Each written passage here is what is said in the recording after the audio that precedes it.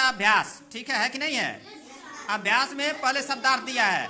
बताइए तरल तरंग माने क्या होता है? तरल तरंग माने हाँ, पानी की चपल चंचल लहर। फिर देखिए धैर्य माने क्या होता है? धैर्य माने धीरज। धैर्य माने फिर देखिए मृदुल माने क्या होता है? कोमल। और उमंग माने क्या होता है? जोश और उत्साह। इसके बाद देखिए बोध प्रश्न अभी पढ़े हैं आप लोग, अभी आपको अर्थ बताया गया है। तो प्रश्न है क, पर्वत क्या संदेश दे रहा है? हाँ, पर्वत हमें ऊंचा बनने का संदेश दे रहा है। बहुत अच्छे। तरंग क्या कहती है? हाँ, तरंग हमें यह संदेश देती है कि हमें अपने मन में मीठी मीठी मृदुल उमंग भर लेना चाहिए। धैर्य के संबंध में पृथ्वी का क्या संदेश है? हाँ, कि हे मानव, आपके सर पर कितना हो भार हो, कितना हो दबाव हो, आपको धैर्य नहीं छोड़ना चाहिए। संसार को ढक लेने की सीख कौन दे रहा है? आकाश दे रहा है। बहुत अच्छे।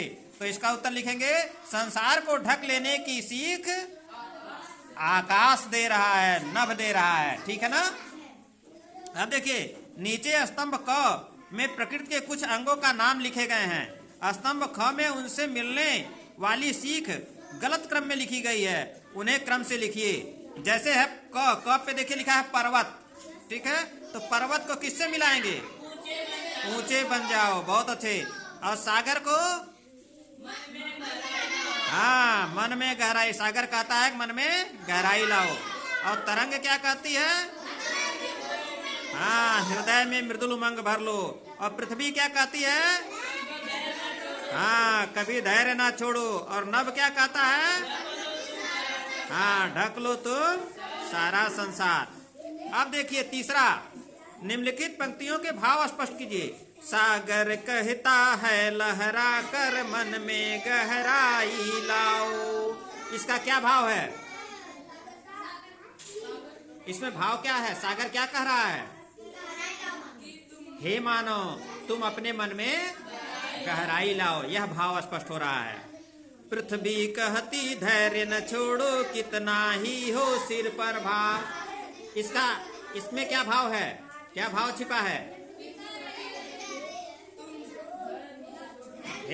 हे मानव, तुम्हारे सर पर कितना ही दबाव हो, कितना ही भार हो, लोग कितना हो तुम परेशानी में हो, लेकिन कभी अपना धैर्य नहीं छोड़ो। भर लो अपने मन में मीठी मीठी मृदुल उमंग। इसमें क्या भाव छिपा है?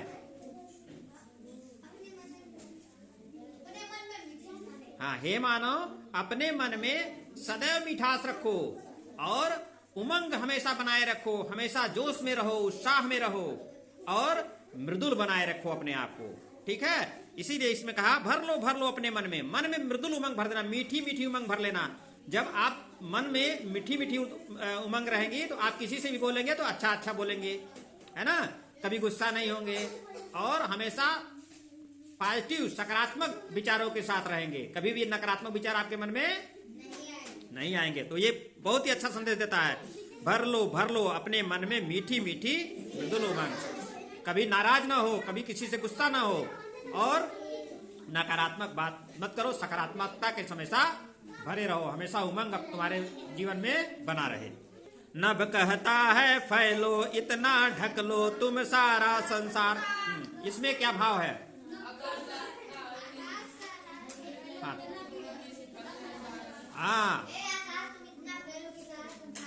हाँ, हे मानव, तुम अपने कर्तव्यों के द्वारा, अपने कर्तव्य निष्ठा के द्वारा अपने आप को इतना फैलाओ, अपनी कीर्ति को इतना फैलाओ कि सब लोग तुम्हें जाने, सब लोग तुम्हें पहचाने, सारे संसार में तुम्हारा नाम हो। ऐसा काम तुम करो। किसको का संदेश दे रहे हैं? मानव को, हम बच्चों को। ठीक है ना? कि अपने काम के द्वारा। अब जैसे देखिए भारत के प्रधानमंत्री को आप जानते हैं? क्या नाम है भारत के प्रधानमंत्री का? हाँ, श्री नरेंद्र मोदी जी। तो कैसे जानते हैं उनको? उनके गांव में आप गए हैं कभी? तो उनको कैसे जानते हैं आप? क्योंकि हमारे देश के प्रधानमंत्री हैं, और हमारे देश के लोग ही नहीं, पूरी दुनिया के लोग उनको जानते हैं। क्यों?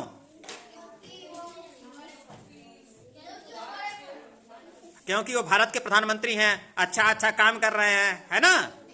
इसलिए उनको दुनिया के लोग जानते हैं। सारी दुनिया में दोस्ती का भाव पैदा कर रहे हैं। सारे देश के प्रधानमंत्री, राष्ट्रपति उनसे उनके दोस्त हैं, है ना? तो अपने कर्म से वो अपनी कीर्ति को पूरे दुनिया में फैलाए हुए हैं। तो इसी प्रकार का यह संदेश नभ दे रहा है कि तुम अपनी कीर्ति को, अपने वैभव को इतना फैलाओ अपने कर्तव्यों के द्वारा कि पूरी दुनिया के लोग तुम्हें जानने लगे। ठीक है ना? और कैसे फैलोगे? हाथ फैला के नहीं ना पूरे संसार को ढक लोगे। कैसे ढकोगे? अपने कर्मों के द्वारा। और वही नहीं, जो बहुत सारे, जैसे आप एक बड़े वैज्ञानिक हुए थे जो भारत के राष्ट्रपति भी थे, उनका नाम जानते हैं आप लोग? हाँ, कौन थे?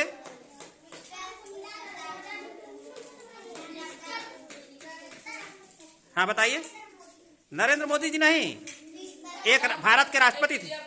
हाँ, डॉक्टर एपीजे अब्दुल कलाम। उनको भी पूरी दुनिया के लोग जानते हैं, है ना? तो इनके जैसा बनना है ताकि हम लोगों को भी पूरी दुनिया के लोग जाने। ऐसा काम हमें करना है। ठीक है? ऐसा काम करेंगे कि नहीं करेंगे? सब लोग करेंगे ना? अपनी कीर्ति को दुनिया में फैलाएंगे ना? बहुत अच्छे। आगे लिखा है, सोच विचार कर बताइए। हम सब हर समय कुछ न कुछ नया सीखते रहते हैं। हमारे आसपास बहुत कुछ ऐसा होता है जो सीखने में मदद देता है। बताइए, आपके आसपास ऐसी कौन कौन सी चीजें हैं जो आपको कुछ न कुछ सिखाती हैं? तो कोई ऐसी चीज आपके आसपास है जो आपको कुछ न कुछ सिखा रही हो? कॉपी। हाँ, कॉपी क्या सिखा रही है आपको? कॉपी और किताब। हाँ, किताब क्या सिखा रही है? पढ़ना लिखना सिखा रही है खाली? किताबें आपको बहुत सारा ज्ञान दे रही हैं देश दुनिया के बारे में, है ना? है ना? और जो पक्षी हैं, पक्षी से आपको कोई सीख मिलती है? चिड़िया से कोई सीख मिलती है आपको? नहीं सीख मिलती है, क्योंकि आप सोचते नहीं है, इसलिए सीख नहीं मिलती है। आप सबसे पहले कौन जगता है? हाँ, सवेरे सवेरे चिड़िया चौंचाना शुरू कर देती हैं। आप अभी सोए ही रहते हैं, आंख खुलती है तो वो चौंचाते रहती हैं, बोलती रहती हैं। हाँ, मुर्गा, है ना? वो अपने समय से उठते हैं, फिर उठने के बाद अपने काम में लग जाते हैं। दिन भर उनका दाना चुगना जो काम है वो काम करते हैं। और जो कभी कहीं अंडे दी रही होगी चिड़िया तो देखेंगे वो दाना उठा के ले जाती है और अपने बच्चे को खिलाती है।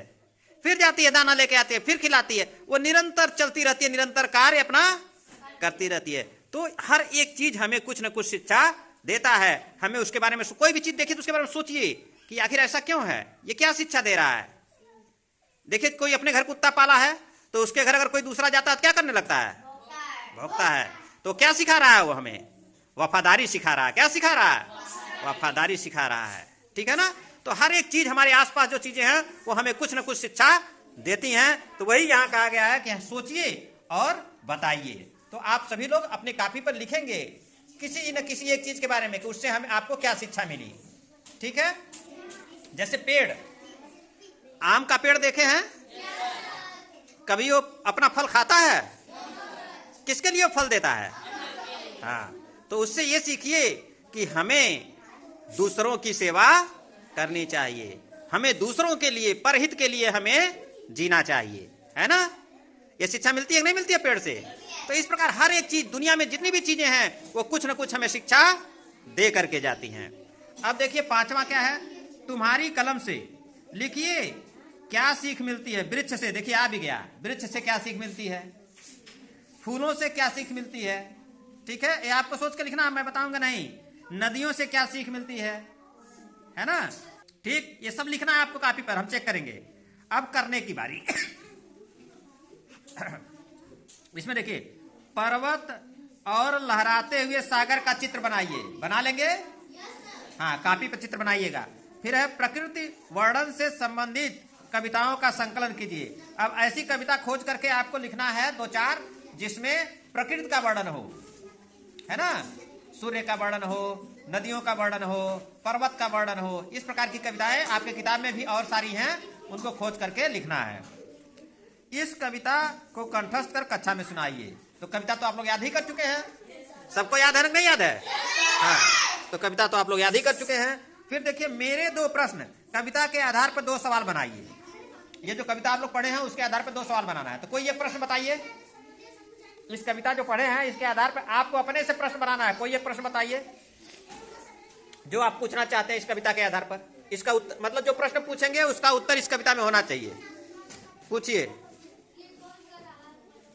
हाँ, कौन कह रहा था कि ऊंचे बन जाओ? कौन कह रहा था कि ऊंचे बन जाओ? कौन कह रहा था?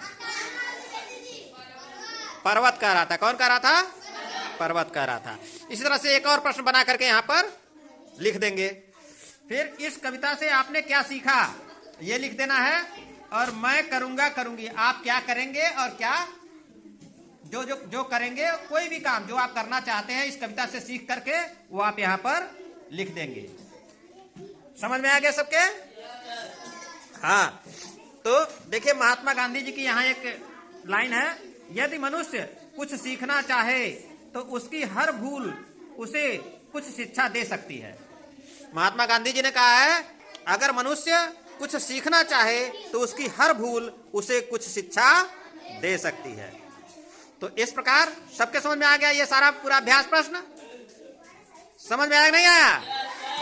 हाँ, आ गया तो इसको कॉपी पर लिख लीजिएगा, सारा प्रश्न उत्तर कॉपी पर लिख करके इसको उतार लीजिएगा और फिर हमसे चेक करा लीजिएगा। तो आज के लिए बस इतना ही, मिलेंगे अगले पाठ जीवन के रंग के साथ। तब तक के लिए धन्यवाद, नमस्कार, जय हिंद।